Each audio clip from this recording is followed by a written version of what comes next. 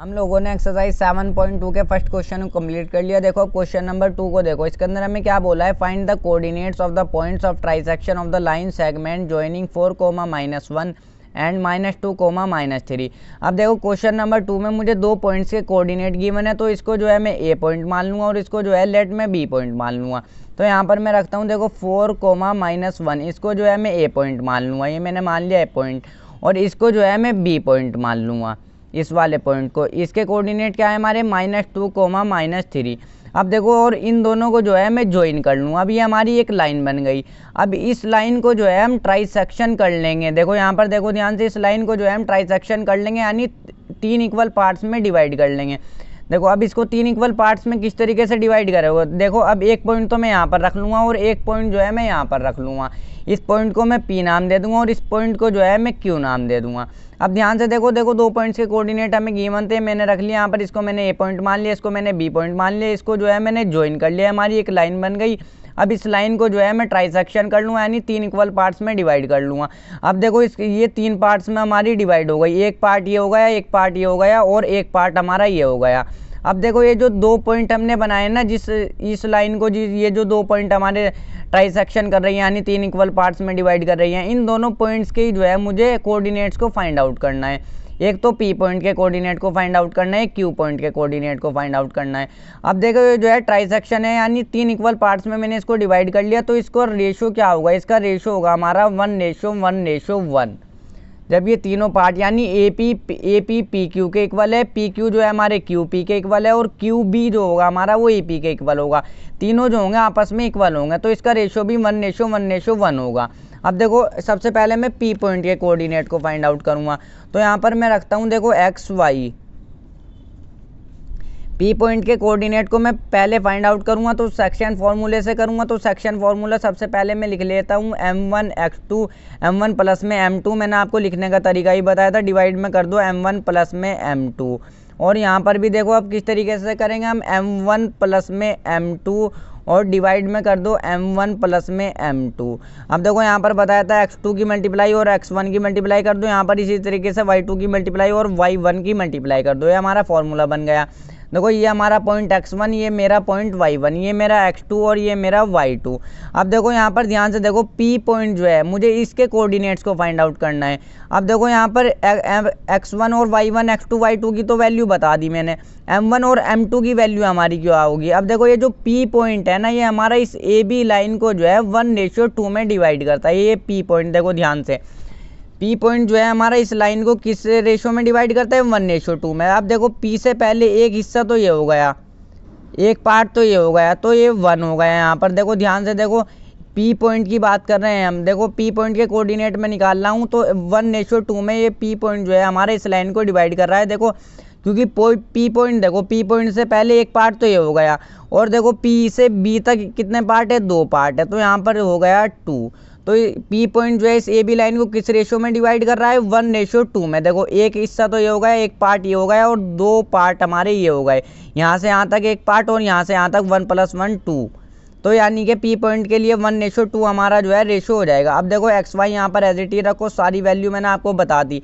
M1 की value क्या होगी, P के कोऑर्डिनेट में निकाल रहा हूँ, तो M1 की वैल्यू होगी हमारी 1 और इनटू में x2 की वैल्यू क्या होगी मेरी, -2 है। देखो x2 की वैल्यू है मेरी -2 है, ये मेरी x2 की वैल्यू है, ये y2 की वैल्यू है। अब प्लस में m2 की वैल्यू कितनी है मेरी, 2 है, इनटू में x1 की वैल्यू कितनी है मेरी, देखो x1 की वैल्यू है मेरी 4, तो 4 रख देंगे, डिवाइड बाय m1 प्लस में m2, 1 प्लस में 2, यानी कि देखो m2 की वैल्यू कितनी है मेरी 2 है। देखो तो देखो m1 प्लस में m2, सबसे पहले तो 1 ही रख लो, m1 की वैल्यू क्या है मेरी 1 है, तो 1 रखूँगा, इनटू में y2 की वैल्यू क्या है, देखो ये रही y2 की वैल्यू है मेरी -3 और प्लस में m1 की वैल्यू क्या है मेरी 2 है, m2 की वैल्यू मेरी 2 है, इनटू में y1 की वैल्यू मेरी कितनी है, देखो -1 है, तो -1 रख लूँगा, -1 डिवाइड बाय m1 प्लस में m2, m1 की वैल्यू 1, m2 की वैल्यू 2 प्लस में 2।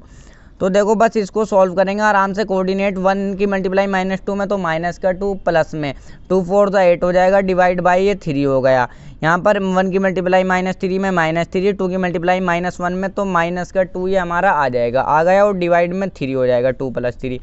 तो बस इसको सॉल्व कर लीजिए, माइनस प्लस माइनस हो जाएगा मगर प्लस की वैल्यू आएगी क्योंकि प्लस वाली वैल्यू बड़ी है। Divide by 3 as it is, यहाँ पर जो आएगा 3 आएगा।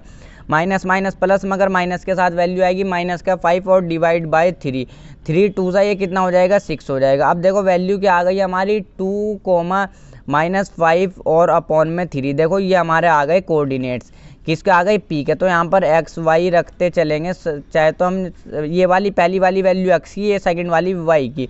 तो पी के कोऑर्डिनेट्स हमारे क्या हो जाएंगे 2 माइनस 5 अपॉन में 3, ये हमारे पी के कोऑर्डिनेट्स हो जाएंगे। तो आप यहाँ पर रख लेंगे पी के कोऑर्डिनेट्स हमारे क्या हैं 2 माइनस 5 अपॉन में 3, ये मेरे हो गए पी के कोऑर्डिनेट्स।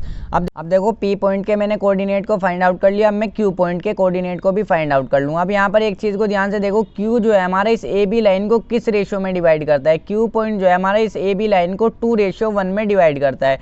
अब देखो यहाँ पर देखो एक हिस्सा तो ये होगा, एक पार्ट ये होगा, एक पार्ट ये होगा। अब क्यू पॉइंट के मुझे कोऑर्डिनेट फाइंड आउट करने हैं, तो ए से लेके क्यू तक देखो 2 पार्ट हो गए, तो यहाँ पर तो हो जाएगा 2, इसका रेशियो क्या हो जाएगा, और Q से B तक कितना हो गया, एक पार्ट ये हो गया, तो यहाँ पर रख लेंगे हम 1, तो इसका रेशियो क्या हो जाएगा हमारा 2:1।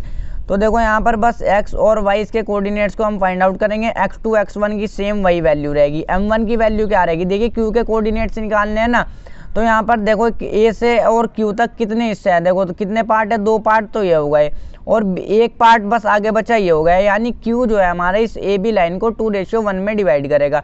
तो इस बार m1 की वैल्यू 2 और m2 की वैल्यू कितनी होगी 1 होगी।